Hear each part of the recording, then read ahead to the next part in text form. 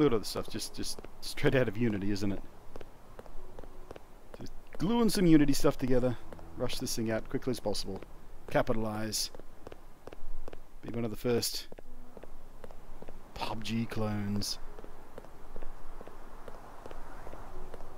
Hello again, I am Blunty. Hey, so remember how a few years back arena shooters were inescapable, and then every game was cramming in some kind of horde mode, almost always with frickin' zombies, the laziest, lowest creativity humanoid enemy possible, and then there was the figuratively countless Dota 2 and League of Legends MOBA Me Too wannabes.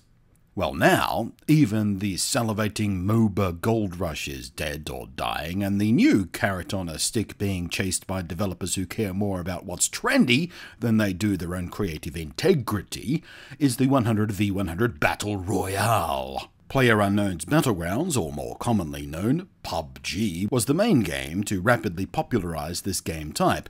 Although at this point I'll remind the game's lawyer-happy publishers, you did not invent this game type, you scumwads. Cut it the F out, would you? So yeah, PUBG was the hot shiz for most of last year, and now the more visually refined and smoother playing Fortnite Battle Royale, or FOTG. Does that work? FOTG? Sure, FOTG has started to eclipse PUBG's active player numbers. So it is the new hot shiz in town.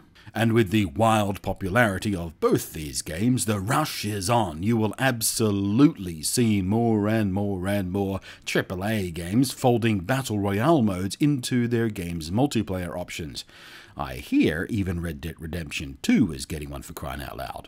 Although, that said, a 100v100 cowboy shootout sounds like a lot of fun to me.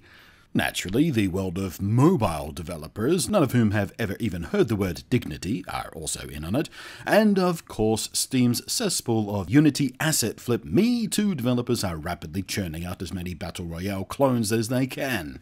And among them stands this, one of the more blatant attempts at Me Too PUBG games. Even their friggin' logo leaves no mistake as how desperate they are to latch their flailing parasitic worm bodies onto someone else's success in the hope of catching someone's eye as they scroll through Steam, or just flat out tricking people into thinking it actually has something to do with PUBG proper. However, all that furious cynicism aside, Standout VR Battle Royale does at least have a unique gimmick to it. It's VR, obviously, and playing a Battle Royale style game in VR is actually pretty neat.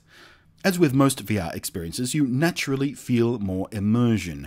You aim like you'd aim a real weapon with your hands. You can duck, lean, even go prone by moving your own body. And with stereoscopic vision, you feel part of the environment. You are in the environment. And things like distance to target or distance to shelter is instinctively calculated by your brain. And with that said, Standout is every bit a PUBG clone when it comes to how janky it is. As you can see, it looks like complete garbage. I'd bet you could recreate the entire island with an hour or two in Unity using nothing but free or cheap assets. Movement is also a bit jank. A few times it decided my forward was my left and my back was some kind of bizarre folded dimension only really possible to express on a physicist's wall of blackboards in lots and lots of equations with lots of brackets. Your inventory is managed not by a menu screen, thank heavens for that, but by literally making extra guns and ammo float on your body. You kind of attach them to wherever you feel is most convenient, which looks silly, but is actually pretty intuitive. Operating the guns is, of course, point and click until it comes to reloading, and especially cocking, which has never been anything but awkward and clumsy for me. The ammo clips and things sort of snap into place when you're in the gun, but it is fiddly. There is a right and wrong way to put it round, and when you have to put an ammo clip down and then pick it up again to turn it around, you can't just flip it around in your hand like you would in real life and things like that. It's very, very awkward and slow, and it needs an overhaul. And there's one time I was trying to pick up some ammo clips for a pistol. One of them kind of vanished as I picked it up. I hadn't noticed at the time, but it must have wafted too close to the gun, so it automatically loaded in. I thought it just sort of glitched through the floor or something, because I didn't hear any obvious loading sound. And of course the gun wouldn't fire, because you actually have to cock the gun after reloading the gun before it will fire, because that's a fun gameplay experience in VR. Not. So I fumbled and I flailed and I took the second one and I tried to load it and, well, just look at my foolishness, would you?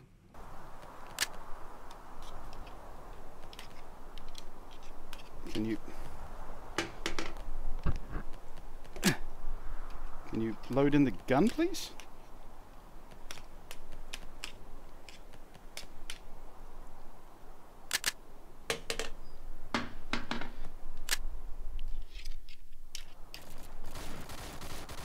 Oh, for fuck's sake. I finally find a gun and I can't load the damn thing. What? How?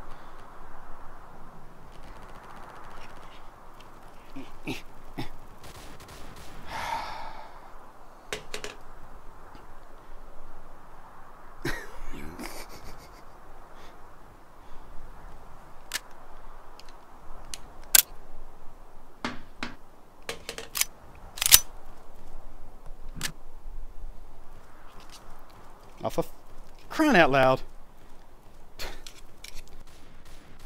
Oh! Oh, I couldn't load it because it was already loaded, apparently. Oh! Oh, I couldn't load it because it was already loaded, apparently. That would have helped. Shot myself in the head. I guess I needed to cock it for the first time. Okay, live and learn. Bit stupid pointing at my own head, but okay. So embarrassing. Even weapons with scopes work. Well, somewhat work like a real scope would, which is, well, it'll take some practice to adapt to the odd little jittery TV screen where an optical scope should be. The gameplay itself unfolds pretty much exactly like any average PUBG game, or Fortnite game for that matter, rolls out.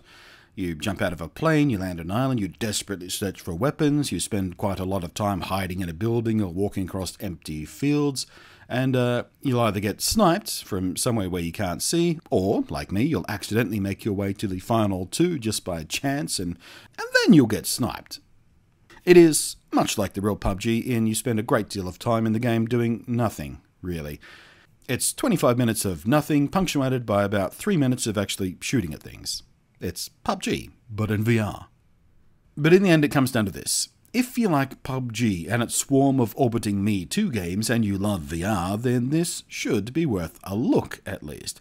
Don't expect much from it, because it is, let's be kind and say, hideous but moderately functional. And guess what? PUBG did just fine with launching in a hideous but mostly functional status. Even right now, I think the best you could say about PUBG is hideous but mostly functional.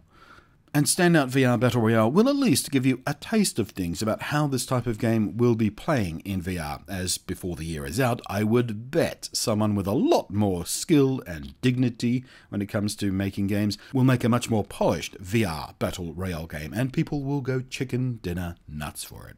Thanks for watching, I am Blunty, and I'll catch you next time.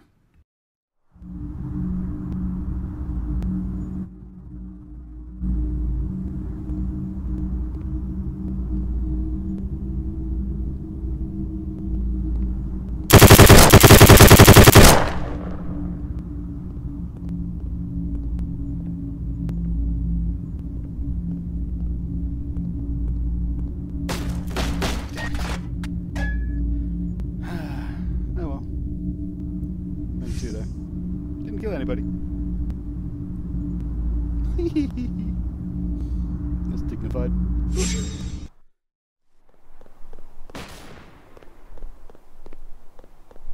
God, where is he?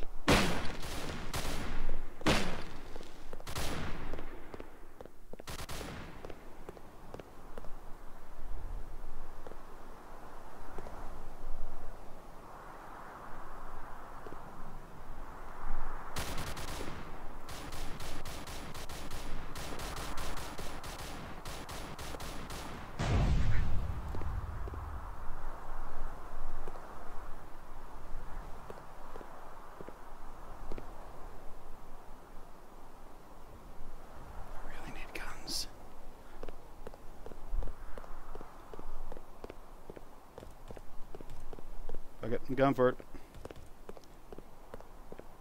Kill me!